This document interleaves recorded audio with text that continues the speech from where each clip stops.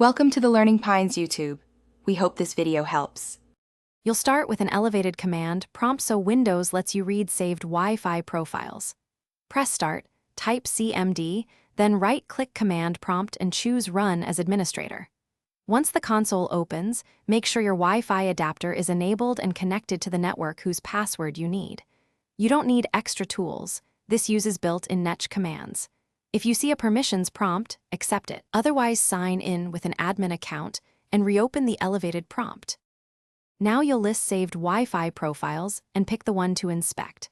Type Netch WLAN show profiles and press Enter. That displays every saved SSID on the machine. Look for the profile name exactly as shown, copy it character for character to avoid errors. Once you have the name, you're ready to extract the key. If the profile isn't listed, make sure you're on the device that previously connected to that network. Otherwise, the password won't be stored here.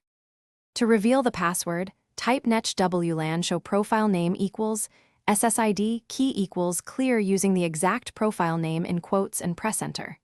Scan the output under Security Settings for key content. That line shows the plain text password. Once done, jot it down or copy it securely and close the elevated prompt.